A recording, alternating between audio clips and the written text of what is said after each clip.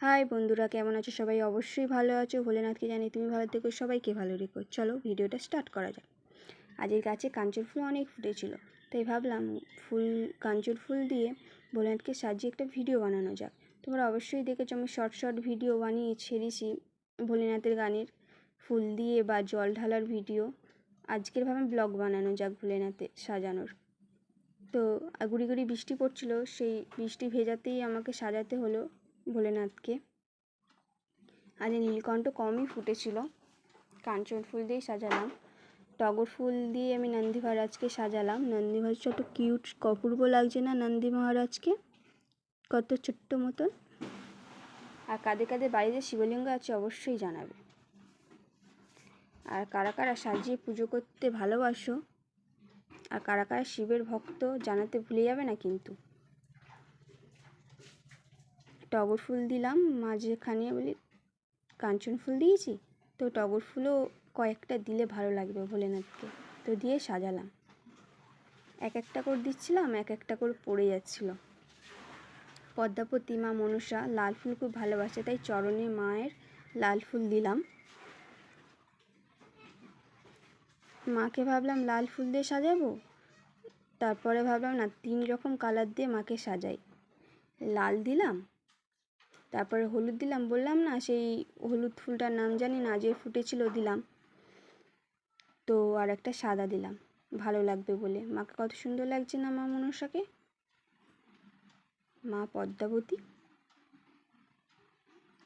এটা ভোলেনাথ, নন্দী মহারাজ, এটা হলো রাধাকৃষ্ণ। রাধাকৃষ্ণ সাদা ফুল চরণে দিলাম রাধাকৃষ্ণ।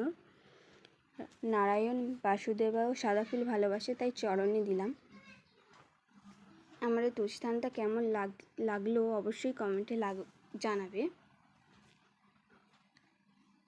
এরম প্রত্যেকদিন আমি সাজিয়ে পুজো করি সকালবেলা। এটা ঘরের তারাপীঠের চরণ, আলতা পরিয়ে ফুল দিয়ে পুজো করি আমি। ঘটেতে আমি পঞ্চমুখী ফুল দিয়ে দিলাম। এটা হলো পুরীর জগন্নাথ বাবা, তারপরে আছে ভোলে বাবা,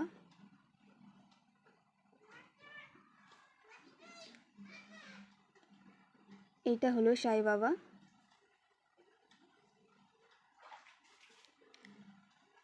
এইটা হলো গণপতি বাবা, মা লক্ষ্মী,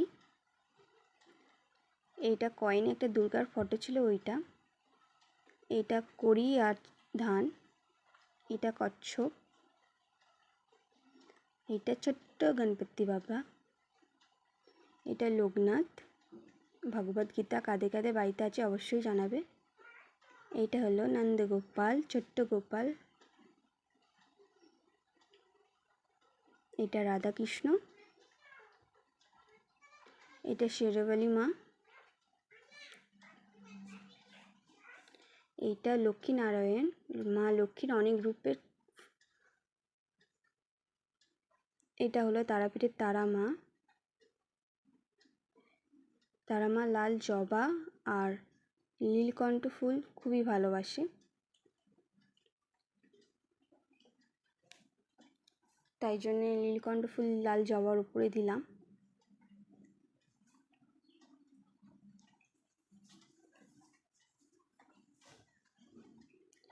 প্রসাদিতে তুলসী পাতা ছাড়া প্রসাদ গ্রহণ করে না, তাই আমি জলে তুলসী পাতা, প্রসাদিতে তুলসী পাতা দিলাম এক এক করে।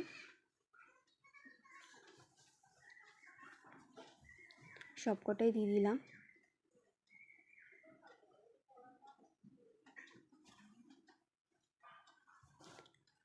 সবকটা দেওয়ার পরে প্রদীপটা আগে দিয়েই জ্বালানো ছিল, তো সাদা ফুল দিয়ে ভাবলাম সিংহাসনটা সাজিয়েই দিই।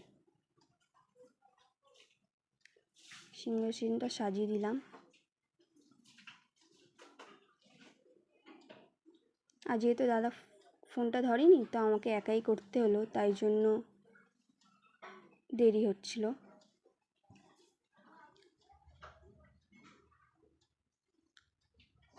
এটা হলো আমাদের ঘরের মন্দির। এইটা মা মনসা, মা মনসাকে ভোলেনাথ, রাধাকৃষ্ণ, মা মনসাকে তুলসী পাতা আর প্রসাদিতে দিয়ে দিলাম। ভোলেনাথ তুলসী পাতা গ্রহণ করে না, তাই রাধাকৃষ্ণকে আর বাসুদেবাকে দিলাম। তোমরা জানো অবশ্যই ভোলেনাথ কেন তুলসী পাতা গ্রহণ করে না প্রসাদিতে জলেতে। ফুল বেঁচে গেছিলো, তাই মায়ের চরণে দিয়ে দিলাম। ভোলেনাথের চরণে দিলাম, রাধাকৃষ্ণের চরণে দিলাম, বাসুদেব আর নারায়ণের চরণে সাদা ফুল দিলাম। ভিডিওটা যদি ভালো লাগে লাইক, কমেন্ট, শেয়ার, সাবস্ক্রাইবার অবশ্যই করবে। আর আমাদের ঠাকুর মন্দির কেমন লাগলো, তুলসীথান কেমন লাগলো অবশ্যই কমেন্টে জানাতে ভুলবে না কিন্তু। আর কারা কারা এরম সাজিয়ে পুজো করতে ভালোবাসো অবশ্যই জানাবে। প্রদীপটা জ্বালিয়ে তুলসীথান ভোলেনাথের কাছে রেখে দিলাম। বৃষ্টি পড়ছিল, ভয় লাগছিল যেন জলে না লিবে যায়, কিন্তু গুড়ি গুড়ি পড়ছিল, লেবেনি।